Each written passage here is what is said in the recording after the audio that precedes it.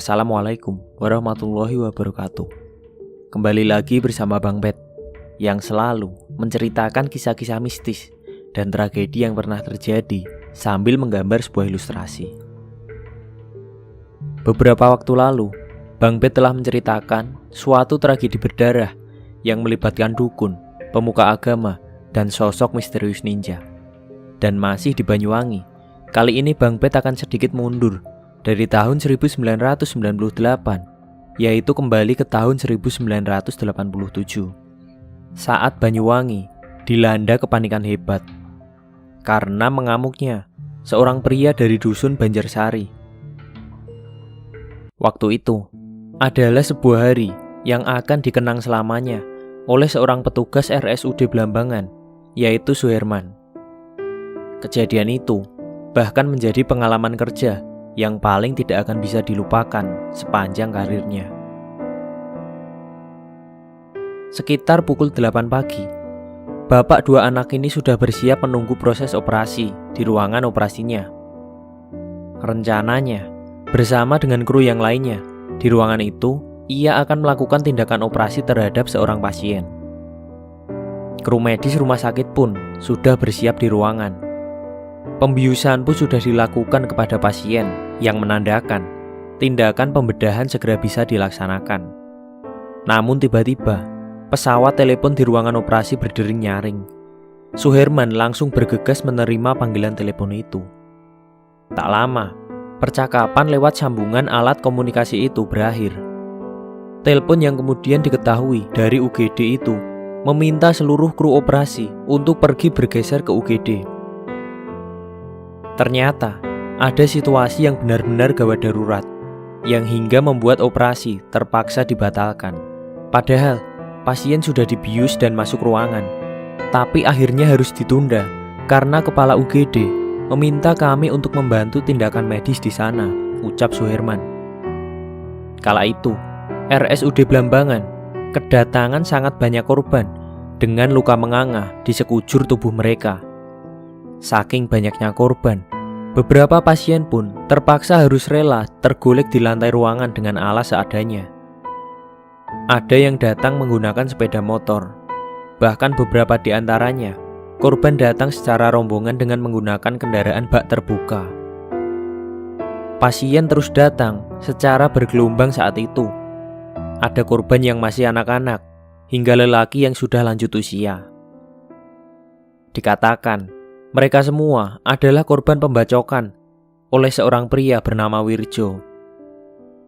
Ada yang mengalami luka di bagian kepala, leher, pundak, tangan, perut, hingga luka sabetan di kaki. Tragisnya, ada beberapa korban yang datang ke UGD dalam kondisi sudah meninggal dunia. Pasien yang sudah meninggal langsung dipindahkan ke kamar mayat. Dan ini membuat situasi kamar mayat sangat mengerikan. Darah segar berceceran di mana-mana. Sementara itu, di UGD, Suherman dan rekan medis lainnya bahu-membahu menangani luka yang dialami pasien. Tak hanya tim medis rumah sakit, aparat dari TNI dan Polri juga turut membantu korban dengan menjadi sukarelawan. Tentang si Wirjo ini, Bang Bet akan menjelaskan dahulu tentang latar belakang kehidupan Wirjo. Wirjo adalah seorang petani berusia 40 tahunan. Ia merupakan anak kelima dari 9 bersaudara dan memiliki istri bernama Idaroh. Namun mereka tidak dikaruniai seorang anak pun. Di desanya, Wirjo diketahui sebagai sosok pria yang sangat temperamen. Ia bisa langsung mengacungkan celurit hanya karena suatu perdebatan kecil. Ditambah lagi, ia juga gemar sekali mabuk dan main judi. Kehidupannya pun juga tak baik, terutama secara ekonomi. Kalau menurut cerita yang ada, Wirjo sebenarnya cukup kaya karena punya banyak warisan dari orang tuanya. Namun hobi laknatnya membuat diri dan keluarganya hidup dalam keprihatinan. Tak hanya tukang marah-marah dan apa-apa celurit, Wirjo juga diceritakan punya watak yang angkuh dan gengsian. Ia akan sangat tersinggung kalau dibanding-bandingkan soal harta. Sayangnya, sifat gengsi besarnya itu tidak dibarengi dengan usaha. Masih saja, Wirjo suka mabuk dan berjudi. Pertengkaran pun menjadi makanan sehari-hari di keluarga ini. Dan seperti biasa, ujung-ujungnya ia selalu mengancam dengan celurit. Bahkan dahulu, pernah suatu ketika ia sudah tidak lagi punya uang. Ia pun meminta uang kepada ibunya. Namun karena tidak diberi, Wirjo murka. Hingga nyaris saja ia membunuh ibunya dengan sebuah keris. Untung saja kala itu ibunya bisa menghindar. Sebenarnya, Wirjo juga pernah merantau keluar kota. Ia pernah bekerja sebagai sopir forklift di sebuah pabrik kertas. Namun tak lama ia bekerja, ia dipecat karena menabrakkan forkliftnya ke tembok pabrik. Dan menurut pengakuan seorang rekannya, ia melakukannya dengan sengaja karena ia sedang marah. Hingga akhirnya ia kembali ke kampung halamannya dan melanjutkan hidupnya sebagai seorang petani. Selain temperamental dan berperilaku tidak seperti pemuda kebanyakan, Wirjo juga ternyata memiliki selera makan yang tidak normal. Berdasarkan cerita pamannya, Wirjo pernah menanak nasi dari 5 kg beras. Dan bermodal 1 botol minyak goreng, ia kemudian memasak nasi goreng dari hasil menanak nasi 5 kilo itu. Ajaibnya, nasi goreng segunung itu habis disantap oleh Wirjo seorang diri. Meski akhirnya, kebanyakan makan membuat dirinya tak bisa jalan karena kekenyangan. Saya harus berendam di air sungai, biar kenyangnya hilang, ujarnya. Menurutnya, berendam di sungai akan mampu untuk menghilangkan rasa kenyangnya. Bahkan dalam sebuah kesempatan, selera makannya yang meledak-ledak ini nyaris membuat pemilik warung di sekitar Perliman saat itu takut nasinya tidak terbayar. Namun penjual itu juga takut kepada Wirjo jika ia menyinggung soal uang. Wirjo yang makan bersama sang paman mampu menghabiskan 5 porsi nasi dalam waktu yang cepat. Bahkan 1 piring makanan dedeh atau darah sapi beku yang dimasak juga disukainya. Rasanya yang empuk malah menambah selera makannya yang sudah tidak wajar. Sutejo pun hanya bisa mengelus dada kala itu saat melihat proses makan Wirjo. Dia itu orangnya keras, tapi ada nyelenehnya juga, ungkap sang paman. Lewat keterangan Sutejo ini pula, penyebab Wirjo berubah menjadi sang pembantai mulai terkuak. Tepatnya 2 hari sebelum pembantaian itu, Wirjo diketahui oleh pamannya sedang mengasah jumret miliknya. Itu adalah sebuah alat yang biasa digunakan untuk memotong rumput, yang memiliki bentuk mirip celurit, namun hanya miring di bagian ujungnya. Ia pun bertanya, apa alasan Wirjo mengasah alat itu? Jawaban yang keluar dari mulut Wirjo pun ternyata cukup singkat, yakni untuk menjaga diri. Sementara itu, insiden berdarah ini pun bermula dari kemarahan Wirjo terhadap istrinya. Kala itu Darmi, seorang warga yang menyaksikan kejadian itu pun menceritakan. Saat itu, istri Wirjo sedang menyanggul di sawah. Kemudian Wirjo pun datang dengan menuntun seekor sapi.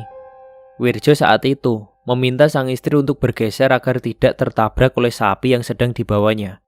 Namun jawaban sang istri malah membuat Wirjo muntap. Istrinya berkata, "Nggak bakalan ditabrak, kan masih ada ruang yang sela," kenang Darmi. Mendengar jawaban itu, Wirjo pun marah sejadi-jadinya. Tongkat pecut yang digunakan untuk memukul sapi justru dipukulkan kepada istrinya. Pukulan bertubi-tubi itu rupanya membuat perempuan itu langsung kabur. Ia berlari ke rumah orang tuanya di desa Kemiren, kecamatan Gelagah. Melihat istrinya pergi, Wirjo yang kalap segera mencari istrinya ke rumahnya. Karena tidak ketemu di rumah, ia kemudian berjalan menuju rumah mertuanya. Di sana, ia pun mengamuk dan mencari istrinya. Bahkan seorang hansip di desa itu sampai tak berani menenangkan, ujar Sutejo. Dia pun kemudian pulang ke rumah untuk mengambil jumretnya. Tak lama, ia pun keluar dari rumahnya. Dengan ekspresi seperti kesetanan, mata merah melotot tajam, dan dengan membawa sebuah jumret, ia memulai aksi sadisnya. Kala itu, di halaman rumahnya, ia melihat dua orang anak berumur 4 tahun sedang bermain. Mereka adalah anak angkatnya yaitu Reni dan temannya Arbaiyah. Tanpa ancang-ancang, langsung saja Wirjo menyerang mereka. Wirjo melayangkan jumbretnya ke arah Reni. Untungnya Reni bisa menghindar dan jumbret itu malah mengenai Arbaiyah tepat di lehernya sampai hampir putus. Reni pun berhasil selamat karena ia langsung lari mencari pertolongan. Menurut beberapa cerita dari korban pertamanya ini, Wirjo sempat meminum darah si korban yang keluar dari lehernya dan entah apa tujuannya. Tak berhenti sampai di sini, ia langsung menuju ke rumah seorang tetangganya yang bernama Maskur. Wirjo masuk melalui pintu belakang, yang mana saat itu istri Maskur sedang memasak. Langsung saja, Wirjo menebas leher wanita itu dari belakang. Wanita paruh baya itu pun terkapar dengan leher hampir putus. Melihat itu, Maskur berusaha melawan Wirjo. Namun apa daya, tenaga lelaki berumur 80 tahun itu melawan Wirjo yang bahkan dikenal memiliki ilmu kesaktian. Maskur pun malah ikut tewas di tangan Wirjo. Dari rumah Maskur, Wirjo melanjutkan terornya. Ia berlari ke sawah, mengejar orang yang sedang bekerja di situ. Orang-orang yang tidak tahu menahu tentang apa yang sedang terjadi tidak lari ketika Wirjo datang. Mereka akhirnya menjadi sasaran amukan Wirjo. Tapi untungnya, orang-orang itu banyak yang berhasil lolos dari amukan Wirjo. Dan saat itulah keadaan desa menjadi genting. Warga desa kemudian dengan membawa senjata berbondong-bondong mendatangi tempat kejadian untuk mencari Wirjo. Tapi hasilnya, mereka malah menemukan banyak mayat bergelimpangan. Di antaranya yaitu Bu Isah. Ia tergeletak di tengah pematang sawah. Semula Wirjo bermaksud membabat Gimin, tetapi karena gagal, Wirjo beralih pada Bu Isah yang ketika itu ia sedang membersihkan rumput dan ia adalah korban keempat. Sambil mengacungkan senjatanya yang berlumuran darah, Wirjo terus berjalan menyusur pematang ke arah barat. Di sini ia bertemu dengan Istianah, seorang pelajar SMP berusia 15 tahun yang berangkat sekolah melewati sawah. Wirjo yang berjalan berlawanan arah kemudian mengayunkan celuritnya ke leher anak tersebut. Awalnya gadis ini sempat mengelak dan berteriak histeris, tapi akhirnya ia tertebas hingga roboh bersimbah darah. Usaha pencarian terhadap Wirjo terus dilakukan. Hasilnya, bukannya menemukan Wirjo, justru yang dijumpai adalah mayat Mbok Swendah berumur 73 tahun dan Mbah Taman 75 tahun. Leher mereka menganga dan hampir putus. Penduduk jadi sibuk mengurus mayat mereka. Ketika mendengar ada kegaduhan, Jami'i, seorang anggota Kamrah atau keamanan rakyat di desa ini, langsung keluar dari rumahnya. Di halaman rumahnya, ia berpapasan dengan Wirjo. Sadar ada sesuatu yang tak beres, karena melihat Wirjo yang sudah berlumuran darah, Jami'i melangkah mundur. Ia mengambil jarak. Wirjo pun langsung mengayunkan jumbretnya. Berkelebat dengan cepat, Jami'i yang pintar silat ini menepis. Namun hasilnya, malah dua jarinya terputus terpapas ketajaman jumbret Wirjo. Jami'i akhirnya memilih berlari sambil meminta pertolongan. Wirjo pun melanjutkan terornya. Ia terus berjalan dengan mengumbar ketajaman jumbretnya. Korbannya total ada 32 orang dan 18 orang tewas di tempat kejadian. Kemudian 2 lagi meninggal di rumah sakit Blambangan. Penduduk Banjarsari dihantui rasa ketakutan karena sampai matahari terbenam, Wirjo belum juga ditemukan. Ketakutan menjalar sampai ke seluruh penjuru Banyuwangi kala itu. Kepanikan yang dibuat oleh Wirjo membuat sekolah-sekolah sampai diliburkan untuk sementara. Toko-toko pun ditutup. Warga pulang dan memilih bersembunyi di rumahnya karena mereka takut jika saja akan menjadi korban selanjutnya dari Wirjo. Jalan-jalan menjadi sepi, hingga sekilas terlihat seperti kota mati. Kala itu pun banyak polisi dan tentara yang berpatroli berkeliling untuk mencari keberadaan Wirjo. Ada juga kabar yang mengatakan jika mereka yang mencari Wirjo harus dengan saling memunggungi karena takut jika Wirjo muncul dari belakang mereka. keadaan diperburuk dengan adanya rumor bahwa Wirjo sudah sampai di beberapa titik di Banyuwangi. Menurut mereka yang sempat melihat Wirjo, ia sengaja mengikatkan sebuah kain ke tangannya yang memegang jombret, sehingga sulit untuk membuat Wirjo melepaskan senjatanya. Banyak juga desas-desus akan kesaktian Wirjo yang dikatakan bisa menghilang dan muncul di tempat yang tak terduga, hingga kabar bahwa ia bisa terbang. Tak ayal rumor ini merebak. Pasalnya di hari sebelumnya, para korban Wirjo itu juga tidak segampang itu dilumpuhkan. Banyak dari mereka yang melakukan perlawanan, namun tubuh Wirjo seakan tak mempan ditembus dengan senjata tajam. Dan dipercaya Wirjo mendalami sebuah ilmu yang bisa membuatnya kebal. Untuk segera mengakhiri kepanikan ini, aparat pun turun untuk memburu Wirjo. Dengan menggunakan anjing pelacak, mereka melakukan pencarian meluas untuk menemukan keberadaan pria ini. Keberadaannya sempat diketahui oleh seorang pemanjat pohon kelapa. Wirjo masuk ke saluran air di sungai yang banyak ditumbuhi tanaman liar, yang sudah masuk ke daerah Dusun Delik dan Gerangan di desa Kemiren.